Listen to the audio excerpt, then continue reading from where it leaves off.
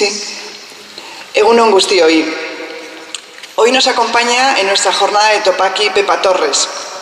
Hace unos meses, Pepa participó en un encuentro de entidades sociales de Iglesia celebrado en Bilbao. Algunas personas tuvimos la oportunidad de conocerla allí y nos cautivó. Por eso la hemos seguido e incluso perseguido para que hoy nos pudiera acompañar. Nos cautivó lo que dice y cómo lo dice, porque su decir, su contar, está basado en la experiencia cotidiana. Pepa nos dice que vive en Madrid, en el barrio de Lavapiés, y cuando la escuchamos, descubrimos que es un vivir con mayúsculas, en su pleno sentido de tener vida. Porque Pepa no mira para otro lado cuando hay que denunciar las situaciones injustas, porque se implica en la defensa de los derechos de quienes los ven pisoteados, porque hace suyas las luchas por la búsqueda de la justicia, porque aunque ya no esté de moda la palabra, es militante. Y con el mismo empeño celebra en el barrio, con su gente, los logros conseguidos, conscientes que el camino es largo, pero que se va caminando. También nos dice que es religiosa de la Congregación Apostólica del Sagrado Corazón de Jesús y que vive en una comunidad intercongregacional con una compañera dominica de la enseñanza y una laica, y que forman una comunidad extensa con gente agnóstica de distintos credos religiosos. Y cuando la escuchamos hablar de sus compas, renovamos nuestra apuesta por la tarea compartida, por el trabajo codo con quien busca un mundo justo y fraterno, independientemente de su origen o creencia. Nos dice que es filóloga, teóloga y educadora social, y descubrimos que Pepa ha sabido actualizar y concretar en la realidad de cada día sus conocimientos y formación, poniéndolos al servicio de quienes más sufren. Y todo esto que nos dice nos lo cuenta impregnado de fuerza y entusiasmo y atravesado por altas dosis de esperanza, convencida de que vale la pena luchar por la belleza y la justicia. Y en su discurso aparecen palabras como abrazos, sueños, compromiso, utopías, sentido. Son palabras que no cotizan al alza en el mercado de valores, pero que en Cáritas tratamos de renovar cada día.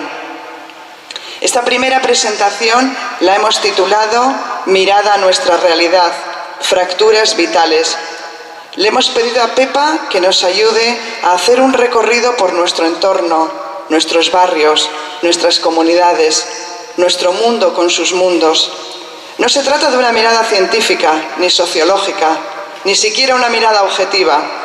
Se trata de una mirada atravesada por los ojos de Dios, que se detiene en los detalles, que se para a mirar donde otras miradas no se fijan, allá donde se quedan quienes no cuentan, quienes son expulsados del camino y se arrojan a la cuneta, allá donde Dios nos invita a implicarnos y también a complicarnos.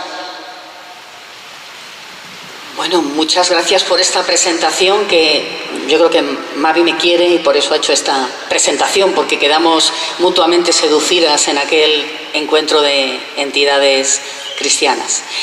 Bueno, lo primero que quiero deciros es que ricasco por esta oportunidad de participar en este Opaki con vosotras.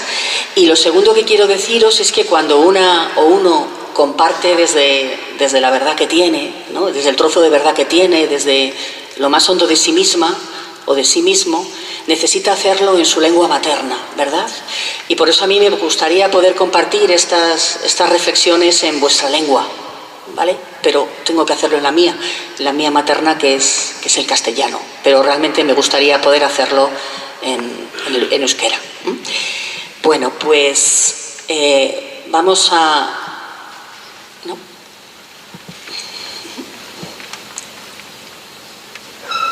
A empezar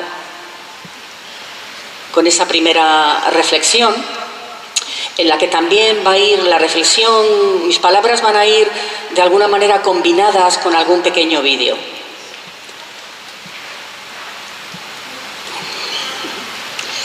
Bueno, pues el bien común, ponerle pies a la utopía una mirada de nuestra realidad, ¿no? ¿Por qué este tema? ¿Por qué este tema? ¿Por qué este título, no? Bueno, porque el Evangelio tiene mucho que ver con la utopía, pero el Evangelio... ¿no?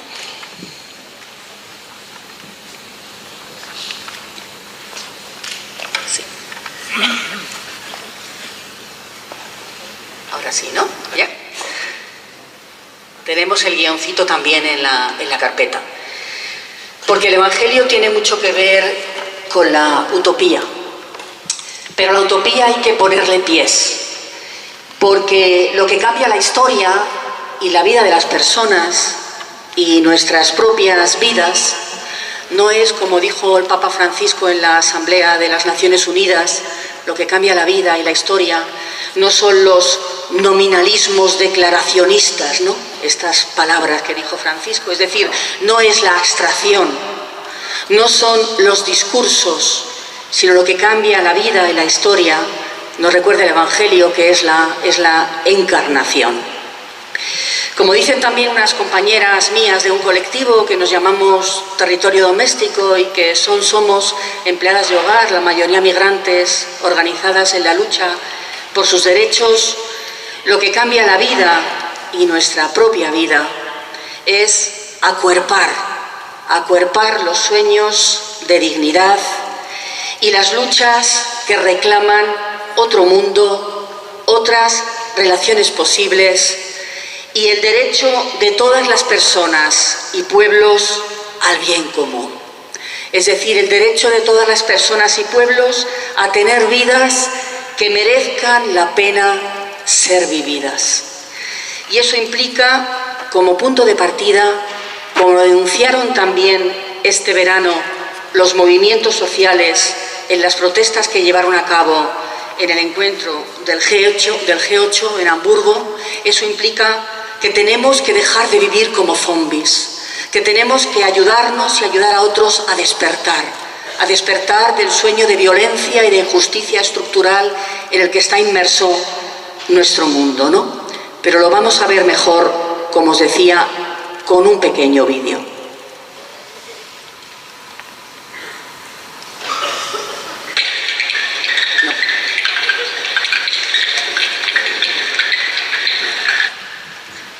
Entonces,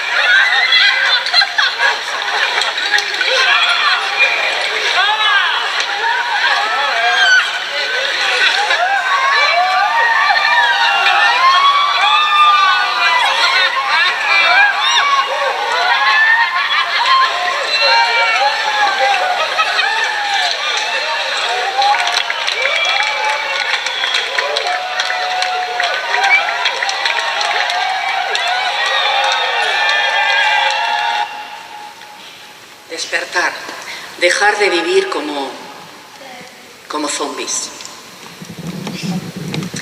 Es urgente dejar de vivir como zombies, como muertos vivientes, ¿no? Que eso es lo que significan los zombies, ¿no? Para vivir como hermanos y como hermanas. Despertar lo que hace muchos años ya John Sobrino escribió allá por el 82, despertar del sueño de la cruel inhumanidad. Y concretado hoy, despertar del sálvese quien pueda, como única alternativa que se nos vende, ¿no? Y que no deja de ser una amenaza que quiebra el bien común y con ello la dignidad de las personas, los pueblos y el planeta Tierra. Pero ¿qué entendemos por bien común? ¿Qué queremos decir cuando nos referimos al bien común desde la perspectiva de la doctrina social de la Iglesia?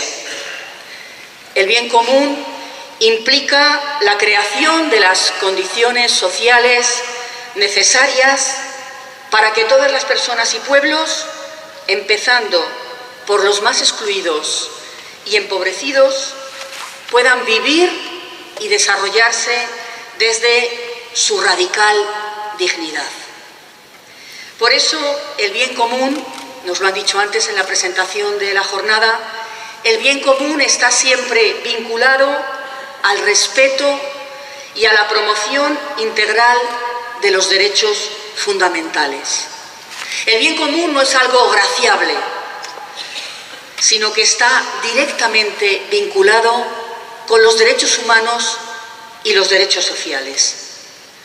Por eso, su clave fundamental, la clave fundamental del bien común es la justicia, y es el destino universal de los bienes como el principio básico fundamental de todo ordenamiento ético y de todo ordenamiento social.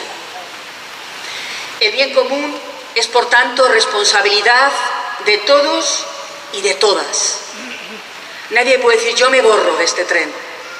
Y el bien común exige también un discernimiento constante. ¿Cómo hacer posible este bien común hoy, en este contexto, en esta realidad? Discernimiento constante. Y también exige, ¿verdad?, que este bien común no se puede supeditar a los intereses particulares, ¿no?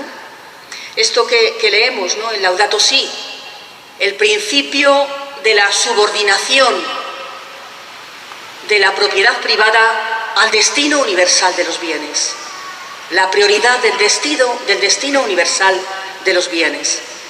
Esto es una regla de oro del comportamiento social, y este destino universal de los bienes, el bien común, ha de ser, nos dice el Papa Francisco, el principio de todo ordenamiento ético-social. Sabemos, ¿verdad?, nos lo dice también la doctrina, a lo mejor de la doctrina social de la Iglesia, que la tradición cristiana nunca reconoció como absoluta e intocable el derecho a la propiedad privada, sino que la doctrina social siempre ha subrayado la función social de cualquier forma de propiedad. Y como termina diciéndonos Francisco en Laudato Si, porque Dios ha dado la tierra, los bienes de la tierra, a todo el género humano, a todos, a toditos, a toditas, sin excluir a nadie y sin privilegiar a ninguno o a ninguna. Por eso el bien común, insisto, no es un principio, no es una abstracción. Y no lo es porque la realidad siempre es superior a la idea. El bien común es mucho más que una idea. El bien común son todos los pequeños gestos y acciones de cuidado mutuo, de amor civil y político en el sentido de ciudadano, como nos dice también Francisco, que se manifiestan en todas las acciones, desde la más pequeña a la acción más estructural que haya, porque la inclusión social de los empobrecidos y empobrecidas sea posible. El bien común son todos los pequeños gestos y acciones, desde nuestros barrios, ¿verdad?, hasta los lobbies de presión en la ONU. Ahora, por ejemplo, desde mi barrio acabamos de llevar una historia a la ONU que tiene que ver con el maltrato a los inmigrantes, ¿verdad? Son todos los pequeños y gestos y acciones que custodian la dignidad de todas las personas, la dignidad de los pueblos y la dignidad de la tierra. Es decir, todos los pequeños gestos y acciones que hacen que la justicia y la paz, como dice el Salmo, se besen. Y que este beso de la justicia y la paz acontezca en nuestros contextos. El bien común requiere, por tanto, del amor personal, por supuesto, del amor interpersonal, pero requiere también del amor social, del amor cívico, del amor político, ¿no? Como también en Laudato Si se nos dice, ¿no? El amor, la caridad, el amor lleno de pequeños gestos de cuidado mutuo es también ciudadano, es civil, es político y se manifiesta en todas las acciones que procuran construir un mundo mejor. El amor a la sociedad y el compromiso por el bien común, nos dice Francisco, son una forma excelente de la caridad que no solo, por supuesto que sí, pero no solo afecta a las relaciones entre las personas, entre los individuos, sino que afecta también a las macrorelaciones, a las relaciones sociales y a las relaciones políticas. Porque el amor social es la clave de un auténtico desarrollo y ha de ser la norma constante y suprema de nuestra acción como cristianos y cristianas. El amor social, por tanto, nos mueve a pensar, dice Francisco, en grandes estrategias que detengan eficazmente la degradación del planeta Tierra y que alienten, que refuercen una cultura del cuidado en todos nuestros contextos, en toda la sociedad, en todo nuestro mundo. El bien común, insisto, no es por tanto una abstracción, ni siquiera un principio. Por eso al bien común hay que ponerle pies y hay que hacerlo histórico a través de gestos y acciones cotidianas dirigidas a eso, a detener la barbarie en el planeta y a detener también la exclusión en nuestros contextos, a frenar, a buscar alternativas a la desigualdad y a la pobreza estructural. Pero también sabemos, ¿verdad?, que no corren tiempos buenos para el bien común. Y el debilitamiento de este bien común está golpeando escandalosa y sufrientemente. Venía con una compañera en el autobús que me estaba hablando de su tarea como Cáritas en el comedor social. Otra compañera antes me hablaba de la mesa de acogida, ¿no? Los que estáis ahí sabéis que no corren buenos tiempos para el bien común, ¿no? Que la gente es fuertemente golpeada en sus derechos más básicos, ¿no? Por eso también, porque además la ruptura, la fractura del bien común también rompe con la entraña de las democracias, ¿no? Que es también lo que está sucediendo, ¿no? Como la corrupción está rompiendo también la entraña de las democracias, ¿no? El bien común nos quiebra como humanidad en nuestras aspiraciones, en nuestros sueños, en nuestro derecho a la participación, etcétera, etcétera. Por eso el bien común requiere, como dicen los zapatistas, sostenedores del cielo. Tenía un cuento, pero no os lo voy a poner por la hora, ¿eh? Luego si queréis lo pincháis vosotros en casa. Requiere sostenedores del cielo, ¿no? Que son personas y colectivos atentos a los signos de los tiempos y expertos en el cuidado de la vida desde los más vulnerados y las más vulneradas, ¿no? Pero ¿cuáles son entonces algunas de esas fracturas urgentes del bien común hoy en nuestros contextos? Pues la primera es lo que los economistas llaman, que voy a tratar de hacerlo lo más popular posible, lo que los economistas llaman la hegemonía del pensamiento liberal. El imperio de un principio que se llama Altina, que significa there is no alternative, es decir, el imperio de una convicción es que no hay alternativa, que fuera de esta gestión de la crisis, que fuera de la lógica del capitalismo neoliberal no hay alternativa, y que eso de alguna manera es lo único que podemos hacer, ¿no? Autoras como Susan George, por ejemplo, en El pensamiento secuestrado, o Naomi Klein, en La doctrina del shock, han reflexionado mucho sobre esto, ¿no? Como sabemos, esta idea de no hay alternativas, no podemos hacer otra cosa, ¿verdad? Esta idea tiene que ver con algo que ya en algunos países europeos se puso en marcha hace ya varias décadas y que tiene el nombre de capitalismo popular, que fue liderado en Estados Unidos por Reagan y en Reino Unido por Margaret Thatcher, ¿no? Este no hay alternativa, tenemos que acabar con el sistema de bienestar, que luego lo voy a desarrollar. Lo peligroso de este no hay alternativas es que ha sido exportado también desde numerosas universidades, entre ellas la Universidad de Chicago, ¿verdad? Y ha calado también a través de los medios de comunicación, a través de muchos discursos, ha calado también en nuestras conciencias, ¿no?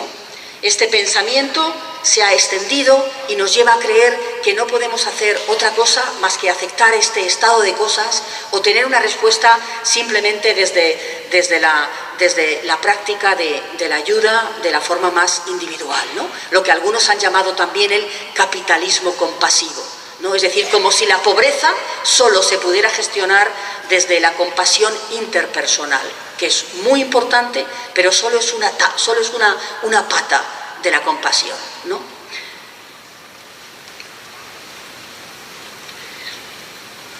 Este no hay alternativas, como digo, se ha instalado en nuestras conciencias, pero desde la fe cristiana sabemos que esta nunca puede ser la respuesta, ¿no?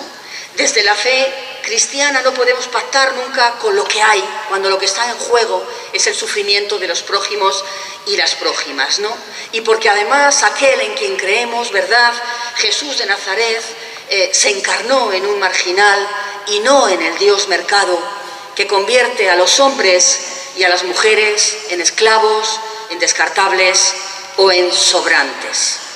Por eso es urgente reaccionar y resistirnos comunitariamente a que estos valores del capitalismo, de que tiene que haber excedentes, tiene que haber descartables, y con estos excedentes y estos descartables ya pondremos una mano compasiva que no modificará en absoluto las circunstancias estructurales que generan esta pobreza, ¿verdad? Ese capitalismo compasivo, el cristianismo, ¿verdad?, comunitariamente tenemos y queremos, y ahí también el Ministerio de Cáritas en nuestra Iglesia ha de reaccionar frente a ello, ¿no? Tenemos que resistirnos también comunitariamente a que estos valores del capitalismo no colonicen nuestras conciencias y nuestro corazón. Necesitamos también, como diría Pagola, ¿verdad?, volver a Jesús nuevamente encarnado también en este sentido de la caridad civil, de la caridad política, ¿no? Volver a encontrarnos con este Jesús y con este Dios de Jesús, cuyo Abba no es mercantil, sino que la entraña de este Abba de Jesús es gratuidad, sobreabundancia, desde la circularidad de la multiplicación de los panes y los peces. Una segunda consecuencia de una consecuencia de esta hegemonía del pensamiento no hay alternativa es lo que estamos viviendo, cuya consecuencia acude a nuestras mesas de acogida o a los recursos de Cáritas. Es el cambio de modelo económico. El cambio de modelo económico y la fractura de lo que antes se llamaba el contrato social y la función redistribuidora del Estado. El fin del Estado del bienestar. Como han denunciado los últimos informes FOESAS, estamos pasando de la política del bienestar social, donde todas las personas han de tener unos derechos humanos, unos derechos sociales, a la meritocracia, ha dicho el informe FOESA, que esos derechos tienen que ser ganados. No basta que seas persona, tu dignidad no te reivindica derechos, ¿no?, desde esta perspectiva de la meritocracia. Es decir, un sistema en el que cada uno de alguna manera tiene lo que se merece. Un sistema donde hasta los pobres tienen que competir por los recursos, ¿no? Un sistema que está generando guerras entre los pobres, como ha dicho alguien. El conflicto refugiados-migrantes, el conflicto migrantes y autóctonos, el conflicto precariado y funcionariado, guerras entre pobres. El otro día oía un anuncio por la radio que me pareció absolutamente perverso. Lástima que no recuerde la ETT que lo hace. Así me alegro porque, aunque el anuncio te quedas con él por lo perverso que es, yo por lo menos, bueno, pues no me quedé con la ETT, o sea que no puedo hacer propaganda, o sea que me alegro, ¿no? Un anuncio que me resultó tremendo. A ver qué os parece a vosotras y vosotros. Un hombre de 50 años, en el anuncio, le dice a su hijo: ahora podrás volver a sentirte orgulloso de nuevo de tu padre. La razón de ello, según el anuncio, era porque gracias a la empresa de colocación de la que hace propaganda, había encontrado trabajo. Lo que me parece perverso de este anuncio es que viene a decirnos que el paro es un fallo humano, es decir, se patologiza o se psicologiza a los parados, desligando el paro de su dimensión estructural. Todos y todas sabemos ya en este país que el paro es estructural, que el paro se ha instalado en el sistema y que el paro está expulsando a las personas del circuito laboral para conseguir mayores rendimientos económicos. Un hijo no pierde el orgullo de su padre porque está parado, no debería perderlo, ¿verdad? Sino que el paro es estructural y por lo tanto tenemos que buscar alternativas juntos a ese paro. Y tenemos también que desvictimizar a los parados, no empoderar a los parados, como luego veremos. Bien, pues siguiendo este ejemplo, la crisis ha cuestionado la universalidad de los derechos, lo cual sitúa lo social, nos lo ha dicho numerosas veces los informes FOESAS últimos, lo social se ha colocado en una pura gestión competitiva y relega los criterios de la acción pública. Es decir, por encima de los derechos sociales están los presupuestos. Y un ejemplo representativo de esto, conozco menos la situación de Euskadi, sí conozco mucho la de mi lugar. Vamos a volver a este barco que está en crisis, que es el sistema de bienestar, ¿verdad? Ahí enganchando con el ejemplo que he puesto de este anuncio en donde este hombre de 50 años, compungido en este anuncio, le dice a su hijo: ahora podrás volver a estar orgulloso de mí, ¿no? Que he comentado como una perversión del sistema, ¿verdad?, que quiere hacer creer que los parados lo son porque quieren, lo son porque hay una patología, psicologizar el problema del paro, cuando todos y todas sabemos, ¿no?, y los informes FOESAS así lo visibilizan y lo denuncian, el paro se ha instalado en el sistema de manera estructural porque tiene también un objetivo que es una mayor ganancia económica a costa de personas, de colectivos excedentes, sobrantes, descartables, como dice el Papa Francisco, ¿no? Bien, pues en este cambio de sistema también se da, ¿verdad?, como decía también antes, ¿no?, la universalidad de los derechos, ¿verdad?, queda relativizada y se da primacía al presupuesto sobre los derechos sociales y los derechos de las personas, ¿no? El derecho a una casa, la vivienda, es un bien común, ¿verdad? Sin embargo, en los presupuestos del Estado sobre el tema de vivienda, ¿verdad?, siguen siendo bastante escandalosos. No sé aquí en el País Vasco, ¿no?, pero por ejemplo en barrios como el mío existen más de 4.000 viviendas vacías y todavía hay mucha gente viviendo en la calle, ¿no? Cómo poder recuperar la vivienda como un bien común, ¿no?, la vivienda como un derecho social, ¿no?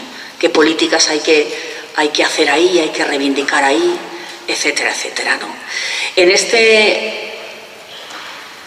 cambio de modelo, la acumulación se produce por desposesión de bienes comunes.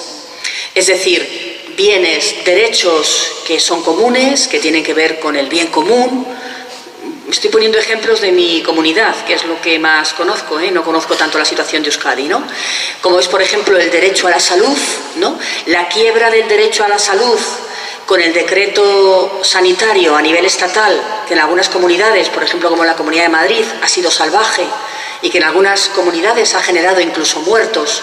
Por ejemplo, en Palma de Mallorca, la muerte de Alfa Pam por no ser atendido, un hermano senegalés, o en Valencia la muerte de Soledad Torrico, una hermana boliviana, o en Toledo la muerte de Janet Beltrán, una hermana nicaragüense. Qué curioso que todas personas sin papeles, ¿verdad? Pues la desposesión de estos bienes comunes ha generado acumulación. Es decir, hay empresas privadas dentro del mundo de la sanidad que se han enriquecido muchísimo con todo esto, ¿no? Lo pongo como ejemplo. La acumulación se produce por desposesión de bienes comunes y está generando una clarísima dualización social. Vivimos en barrios donde conviven muchos subbarrios, ¿verdad? En barrios, incluso barrios que antes tenían un alto nivel de vida, lo comentaba ahora con una compañera trabajadora de Cáritas, que están impresionados por el nivel de pobreza de personas que nunca han sido pobres, ¿no? Existe una escuela dual, una justicia incluso dual, una sanidad dual, una universidad dual, ¿no? Yo procedo de una familia obrera que llegué a estudiar a la universidad pues dentro de una política social que entendía que la universidad era un derecho para mucha más gente, ¿no? Yo he estudiado siempre con beca, ¿no? Hoy qué difícil ha vuelto a ser, por lo menos en bastantes lugares del Estado, que la gente de los barrios obreros pueda volver a estudiar, ¿no? O sea, en este cambio de tuerca del sistema en el que estamos, ¿no? Esta situación acaba fragilizando la propia red social, la vida ciudadana, las relaciones en los barrios. Acaba fragmentando el tejido comunitario y problematizando la convivencia, ¿no? Y al mismo tiempo que los recortes son salvajes en educación, en justicia, en gastos sociales, paradójicamente, se incrementa en gastos militares y en gastos policiales. A la vez que se legisla, y no solo en nuestro país, estoy hablando de Europa en general, a la vez que se legisla para criminalizar la protesta social. Este vídeo que hemos visto de los zombies, que fue un vídeo, como veis, absolutamente no violento, en donde muchísimos artistas de Alemania se pusieron de acuerdo para hacer esta representación como protesta a este encuentro, ¿verdad? Reivindicando otra política para Europa que tenía que ver también con el asilo de los miles de inmigrantes en los campos de refugiados de Turquía y de Grecia, ¿verdad? Pues este vídeo, esta acción fue duramente criminalizada, ¿no? Pues bien, se legisla para criminalizar la protesta social, como se ha hecho con lo que se llama la Ley de Seguridad Ciudadana o Ley Mordaza, o el endurecimiento del Código Penal, cuyo endurecimiento afecta sobre todo también a los migrantes y en concreto a uno de los colectivos más excluidos en nuestras sociedades, aunque sé que en el País Vasco en esto lo estáis gestionando como otras cosas de otra manera. Me refiero al colectivo de los manteros, que han vuelto a ser criminalizados con esta reforma del Código Penal. Como alguien ha dicho, estamos pasando del estado de bienestar, que es ese barco que se hunde, a un estado penal, ¿no? Otra quiebra del bien común tiene que ver con la división internacional del trabajo. La libertad y la desregulación de los mercados, es decir, existe el mercado libre, los capitales pueden circular por todas las fronteras, aunque no las personas. Esto favorece que el capital, que el dinero, se mueva con rapidez por el mundo, allá donde interese a las grandes transnacionales. Y el capital entonces se mueve y abarata los costes de producción, los costes ambientales. Hay países que están siendo convertidos en vertederos industriales. El capital también abarata la mano de obra, ¿no? Esto que seguimos por tantas campañas, ¿no? De la mano de obra femenina explotada, la mano de obra infantil, ¿no? Todo lo que aquí nos llega luego cuando, por ejemplo, decimos de repente, ¿cuánta gente bangladesí de repente viene a este barrio, ¿no? ¿Por qué migran los bangladesíes, ¿no? Pues salen huyendo de la pobreza, del desastre ambiental y también de la explotación del textil en sus países, ¿no? ¿Os acordáis que hace un par de años se destrozó, ¿no? Hubo un accidente en una construcción muy deteriorada, que era una fábrica textil que trabajaban para algunos empresarios españoles, ¿verdad? De hecho, uno de ellos está en busca y captura, no le han encontrado, pero se le atribuyó a él parte de la responsabilidad, se consiguió que así pasara, ¿no? Pues esta explotación de la mano de obra en otros lugares del mundo que, como decimos, genera paro en el norte, precariedad en el norte y sobreexplotación en el sur, ¿no? Y esto también, que nos recuerda el informe FOESA, que tiene que ver también con la gente que luego atendemos en Cáritas, ¿verdad? Que es estos dos nuevos grupos sociales que se han generado con la crisis, ¿no? El grupo social que llamamos el precariado, los precarios y precarias, quienes no tenéis un pariente, un vecino, un amigo, una persona que atendéis en Cáritas que está altamente cualificada y que sin embargo no está trabajando, está parada o tiene un empleo muy precario, ¿verdad?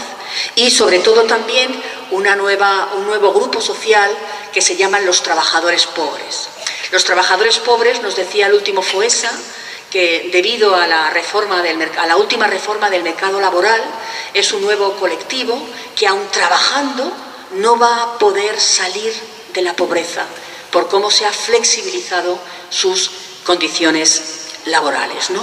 Pues bien, esta división internacional del trabajo y sus consecuencias luego en la gente que nosotros atendemos en los despachos, acompañamos en los comedores sociales, etcétera, apoyamos en cooperativas, en empresas de inserción, etcétera, etcétera, ¿no? Junto con otro elemento donde se quiebra también el bien común, que es el tándem entre la desigualdad y la incertidumbre vital. ¿A dónde vamos? ¿Cómo será el futuro? Son quizá estas dos palabras las que mejor pueden definir el escenario vital y social en el que hoy somos contemporáneas. Porque los ricos son cada vez más ricos, y esto no es un principio ideológico, esto está constantemente denunciado. Voy a hablar ahora de otra organización con una gran credibilidad, que es Oxfam, ¿no? En uno de los últimos informes de Oxfam se denuncia, se visibiliza que en España es el quinto país donde más ha aumentado la desigualdad económica y en el que 20 familias en nuestro país concentran tanta riqueza como el 80% de las más pobres. Y lo que es aún mucho más escandaloso, la riqueza de estas 20 familias se ha incrementado en los 2 últimos años de la crisis en un 15%, justo el 15% en el que las familias más empobrecidas han deteriorado también sus ingresos, ¿no? Otro buen ejemplo de cómo la pobreza en este momento se lleva a cabo por desposesión de bienes. Pero también incertidumbre radical por la falta de sostenibilidad que atraviesa la vida en el planeta, ¿no? Este tiempo loco que tenemos, que estamos teniendo, ¿no? Este verano loco que hemos tenido y este otoño que no termina de llegar, con lo que esto afecta al medio ambiente, al cuerpo de la Tierra y a los cuerpos de las personas. Esto no es casual, esto se llama cambio climático, esto tiene que ver con la agresión que le estamos haciendo al planeta, con los niveles de producción, como si no hubiera límite. Estamos tocando los límites del crecimiento y es urgente que despertemos, como nos decía también esta gran mujer, ¿no? Esta Berta Cáceres, ¿no? Una líder ambientalista hondureña, no sé si estáis aquí alguna hondureña, o gente que trabajáis, ahí por ahí una mano de una hondureña, ¿no? O gente que trabajáis con hondureños y hondureñas, porque de repente, porque llevamos unos años que nos encontramos con muchas nuevas vecinas hondureñas, o en nuestras parroquias, comunidades cristianas con mujeres hondureñas, porque la gente está teniendo que salir de sus países, porque si bien existe el derecho a migrar, debería existir también el derecho a no migrar, ¿verdad? Sabéis que ahora mismo en Centroamérica los asesinatos de las mujeres ambientalistas, de las activistas, están siendo altísimos, ¿no? En concreto, una de ellas, una referencia de todas ellas es Berta Cáceres, asesinada por la defensa de los ríos en su comunidad frente a los intereses de las grandes transnacionales que quieren convertir el país en empresas para sacar beneficios, ¿no? Pues bien, esto que nos decía Berta Cáceres unos meses antes de ser asesinada, cuando le dieron el premio Goldman, decía ella: despertemos, humanidad, despertemos, ya no hay tiempo Nuestras conciencias serán sacudidas por el hecho solo de estar contemplando la autodestrucción basada en la depredación capitalista, racista y patriarcal. Despertemos, tenemos que reaccionar frente a esta violencia con la tierra, violencia con las mujeres, violencia también con otros pueblos y con otras etnias. Y junto a ello, ¿por dónde se quiebra el bien común también? Por el divorcio entre poder y política. Esta es otra de las características de este cambio de sistema y cambio de época en el que estamos.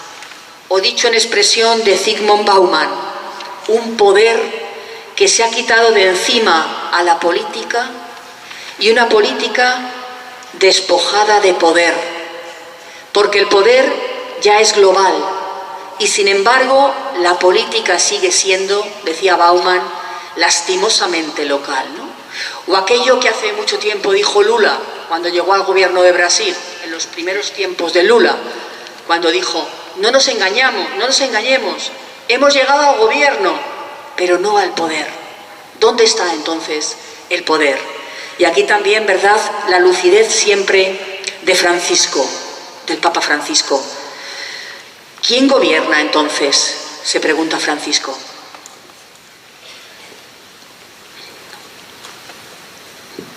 ¿Quién gobierna entonces? El dinero, dice Francisco en su viaje de vuelta de Polonia. ¿Cómo gobierna? Y responde Francisco: con el látigo del miedo, la inequidad, la violencia económica, social, cultural y militar, que engendra más y más violencia en una espiral descendente que parece no acabar jamás. Cuánto dolor y cuánto miedo esta política del dinero. Y dice Francisco: hay un terrorismo de base que emana del control global del dinero sobre la tierra y que atenta a la humanidad entera. De este terrorismo básico se alimentan otros terrorismos, como el narcoterrorismo, el terrorismo del Estado y lo que algunos llaman terrorismo étnico o religioso. Pero dice Francisco, ningún pueblo, ninguna religión es terrorista. Hay pequeños grupos fundamentalistas en todos los lados, pero el terrorismo empieza cuando se pone en el centro el dinero, nos dice Francisco, ¿no? En definitiva, entonces, atravesamos una crisis de valores y de sistema muy fuerte, en el que la economía ha colonizado las culturas y en el que los mercados, la libertad de mercado, la ganancia, ¿verdad?, ha ocupado el centro de muchas de las conciencias y de las agendas políticas y sociales, y no las personas, ¿no? Como denunciaba una campaña de la OAG hace tiempo, lo primero, las personas. Los derechos humanos han perdido su significatividad al dejar de ser universalizables.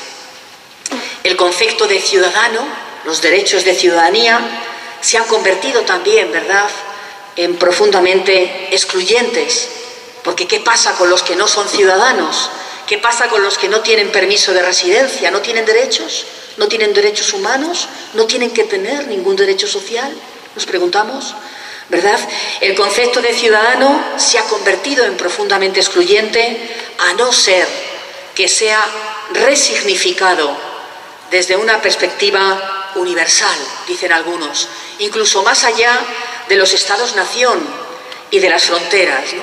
Como hoy nos reclaman, nos siguen reclamando, aunque ya casi no son noticia, las más de 18.000 personas que se comprometió a acoger el gobierno español y que permanecen estancadas en condiciones inhumanas en los campos de refugiados de Grecia o de Turquía, y de las que escasamente se han acogido a 1.800 personas, no sé aquí, pero por ejemplo en Madrid hay toda una red muy bien organizada y muy bien creada desde la Iglesia de Madrid a la espera de esos refugiados que no llegan, porque no hay una voluntad política de que lo hagan, ¿no? Y en la que nos consta que nuestro cardenal, el cardenal Osoro, está presionando muchísimo también desde el gobierno, también un poco ahí, pues reforzando la postura de Francisco en esto, ¿no? Para que finalmente se consiga este pasillo humanitario y lleguen todas las personas que faltan desde este compromiso de nuestro gobierno, ¿no? Las casi 18.000 personas, ¿no? Y dicho esto, antes de entrar en las heridas vitales que esto nos provoca, casi me entran ganas de volveros a poner el cuento que al principio dije que no os iba a poner, ¿vale? Y así un poco introducimos otra narrativa, ¿no? Otra narrativa, ¿vale? Un cuento que nos viene de América Latina y que nos viene, ¿verdad?, de allá, del sur de México, de los mayas, ¿vale?, de los zapatistas. La historia del sostenedor del cielo. ¿Se oye? ¿Se oye? Según nuestros más anteriores, al cielo hay que sostenerlo para que no se caiga. O sea, que el cielo no mero está firme, sino que cada tanto se pone débil y como que se desmaya y se deja caer así nomás, como se caen las hojas de los árboles. Y entonces puras calamidades que pasan. Porque llega el mal a la milpa y la lluvia lo rompe todo y el sol castiga el suelo y es la guerra quien manda y es la mentira quien vence y es la muerte quien camina y es el dolor quien piensa. Dijeron nuestros más anteriores que así pasa porque los dioses que hicieron el mundo, los más primeros, tanto empeño pusieron en hacer el mundo que después de terminarlo ya no muy tenían fuerza para hacer el cielo, o sea, el techo de nuestra casa. Y le pusieron ahí nomás lo que se les ocurrió. Y entonces el cielo está puesto sobre la tierra nomás como un techo de esos de plástico. Entonces el cielo no está mero firme, sino que a veces como que se afloja. Y has de saber que cuando esto pasa, se desarreglan los vientos y las aguas, el fuego se inquieta y la tierra da al levantarse y caminarse sin encontrar dónde estarse sosiega. Por eso dijeron los que antes de nosotros se llegaron, que pintados de colores diferentes, 4 dioses se regresaron al mundo y haciéndose gigantes, se pusieron en las 4 esquinas del mundo para agarrarlo al cielo, para que no se cayera y se estuviera quieto y bien planito, para que sin pena lo caminaran el sol y la luna y las estrellas y los sueños. Pero también cuentan aquellos del paso primero en estas tierras que a veces a uno o a más de los bacabes, los sostenedores del cielo, como que le entra su sueño y como que se duermen o se distraen con alguna nube y entonces no lo tensa bien su lado del techo del mundo, o sea, del cielo.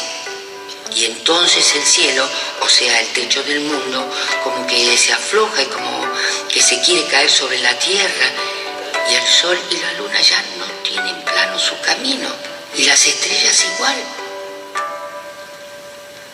Así pasó desde el principio. Por eso los dioses primeros, los que nacieron en el mundo, dejaron encargado a uno de los sostenedores del cielo. Y él debe estarse pendiente para leer el cielo y ver cuando empieza a aflojarse. Y entonces este sostenedor debe hablarle a los otros sostenedores para que despierten y vuelvan a tensar su lado y las cosas se acomoden de nuevo. Y este sostenedor nunca duerme.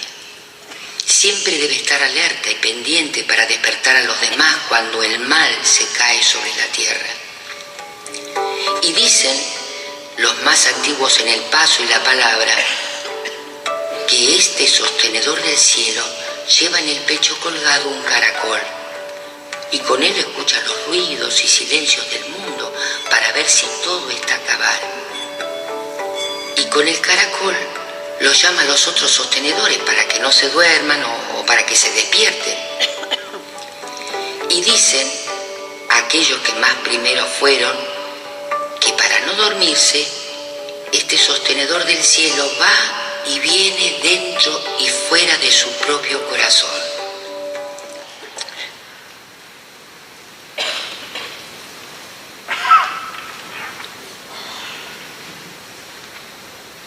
Porque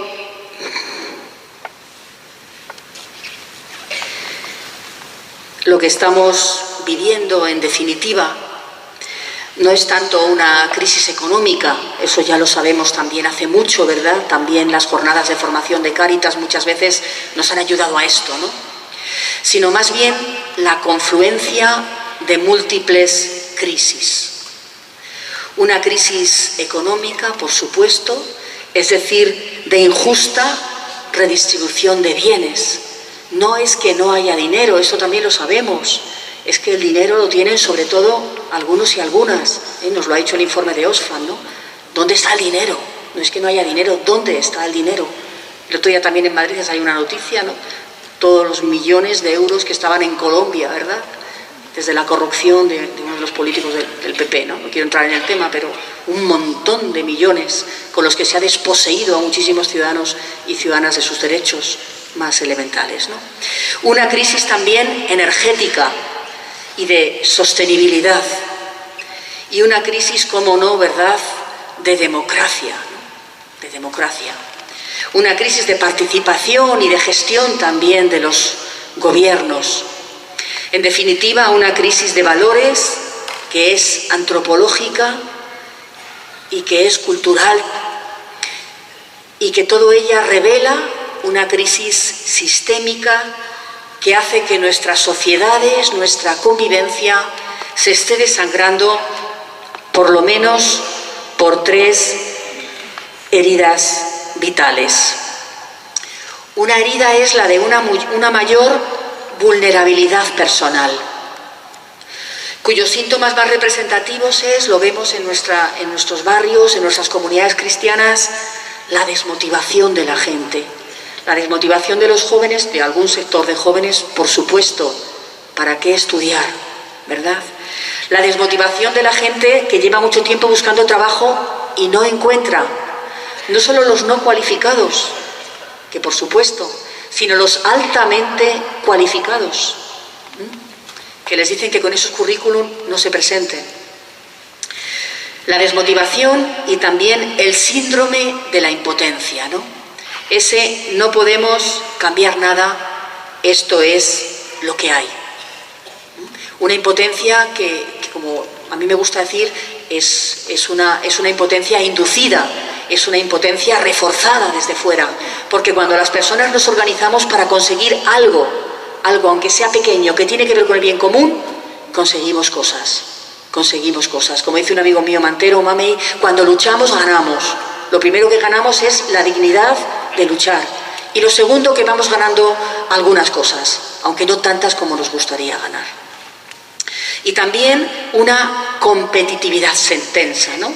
La competitividad que devora hoy nuestra vida, nuestros ambientes, los anuncios de la tele, los medios, presentarte a un trabajo. Ayer cuando viajaba en el avión, una mujer joven de Bilbao había ido a Madrid para presentarse a una plaza, y en el mismo avión iba su competidora, ¿no? Y la chavala, muy abierta, me empezó a contar el tema, y de repente era madre mía, yo lo quiero para mí, no sé qué historia tendrá ella, pero sé qué historia tengo yo, ¿no? Esta competitividad tensa, que se refleja socialmente, lo que antes he mencionado, la discriminación de identidades, ¿no? Primero nosotros, como en algunos sitios se dice, en algunos barrios de Madrid, que de repente aparecen con carteles, los primeros los nuestros, con mensajes claramente racistas y xenófobos, ¿verdad? ¿Quiénes son los nuestros desde la perspectiva del Evangelio, ¿no? ¿Quiénes son los nuestros? Y las guerras entre pobres, ¿no? Parados frente a migrantes, etcétera, etcétera. Otra herida es ese entramado social débil, un tejido comunitario cada vez más débil, ¿no? Sabemos que las personas sobrevivimos por nuestras redes sociales. Allá donde hay red social, red de amistad, red familiar, red de apoyo, las personas, si por algo caemos, podemos volver a recuperar, a pegar un salto y a recuperar nuestros dinamismos vitales. ¿verdad? Pero el entramado social tan débil, ¿no? La ruptura de los vínculos que nos unen a los demás como ciudadanos. La ruptura también con lo público, ¿no? Ha caído el estado del bienestar y ahora parece que nos lo tenemos que gestionar todo los ciudadanos y los vecinos, ¿no? Hay cosas que sí, ¿verdad? Pero el Estado tendrá que tener alguna responsabilidad. Los gobiernos tendrán que tener algunas responsabilidades, ¿no? Hace poco en un salto que hubo en Melilla y que acogimos a más de 220 personas que llegaron hace 2 inviernos a Madrid, le urgimos al Gobierno de Madrid, no podéis dejar a esta gente en la calle porque los albergues están llenos. Podemos hacer red social, las entidades de la Iglesia o las redes vecinales de los barrios, como hicimos en algunos centros sociales organizando comedores populares los domingos, pero hay una responsabilidad pública, ¿no? O sea, el Estado no puede lavarse las manos, ¿no? Y todo esto, ¿verdad?, desde la exaltación del individualismo, desde ese sálvese quien pueda. Es decir, para salvarnos, para superar esa situación, mejor ve a lo tuyo, salva tu situación, ¿verdad? No mires al de al lado, sino tira para adelante con tu problema y organízate como puedas, ¿no? Algo que los que trabajamos, por ejemplo, con personas migrantes, sabemos que en muchos de los centros lo primero que hacemos es intentar cambiar este chip. Si no te organizas colectivamente no vas a poder hacer nada en este país. Tienes que organizarte con otros y con otras, ¿verdad? Y nosotros contigo y tú con nosotros, ¿verdad? En la defensa de tus derechos, en saber qué hacer si te detienen, etcétera, etcétera, ¿no? La apuesta por lo colectivo en estos momentos del sálvese quien pueda, ¿no? Y también, ¿verdad?, una grieta inmensa, una herida inmensa por la que se están desagrando nuestra sociedad, nuestros barrios, es por esta dinámica económica excluyente, en la que en el último informe FOESA se nos decía, ¿no? Recuerdo a Sebastián Mora afectado, esto que tiene Sebastián Mora cuando habla, que habla con el rigor del discurso, pero habla también con la pasión de su corazón, de su amor a los pobres, y casi con lágrimas cuando nos contaba, nos decía que la pobreza es más extensa, más intensa, más crónica y se dualiza socialmente. Porque junto con este crecimiento de la pobreza, también, ¿verdad?, el consumo de lujo, se nos decía hace 2 años, ha subido un 45%, ¿no? Bueno, ¿y qué hacemos con todo esto? Que no es para desanimarnos, son análisis social, ¿verdad? Este es nuestro tiempo, este es nuestro momento, ¿no? Tiempo de crisis, tiempo también de oportunidad. Este es el tiempo que nos toca vivir y en él somos urgidos y urgidas a traficar y a encarnar con otros y otras el sueño, la profecía del bien común. Otros trafican con armas, con mujeres, con drogas, con capitales. Los cristianos y las cristianas lo que queremos es traficar con el bien común, ¿no? Traficar con los sueños que nos ayuden a sostener el bien común. Sueños que coloquen en el centro de la economía y la cultura no la pasta, no el dinero, no lo productivo, aunque todo esto también sea importante y haya que considerarlo, sino sueños que coloquen en el centro de la economía y la cultura el cuidado. El cuidado, de esto vamos a hablar luego en la segunda charla. El cuidado y la sostenibilidad de la vida. Y el derecho de todas las personas, empezando por los más excluidos y excluidas, como dice una vasca afincada en Madrid, una economista, la economista Amaya Pérez Orozco, el derecho a tener vidas que merezcan la pena ser vividas. Porque la historia no es un devenir de cosas. Nosotros no creemos en el destino, creemos en la promesa, creemos en la encarnación, creemos en la esperanza que se hace histórica. La historia es, decía Zubiri, un dinamismo de apropiación de posibilidades. Tenemos que estar también atentos y atentas a las posibilidades y construir desde las posibilidades. Por eso la realidad es siempre dinámica, es algo por hacerse y por construirse. Por eso las personas cambiamos la realidad, cambiamos las comunidades, cambiamos los contextos, podemos ir cambiando, aunque sea muy difícil, incluso las instituciones, ¿verdad? Podemos cambiar la capacidad transformadora de las personas, ¿no?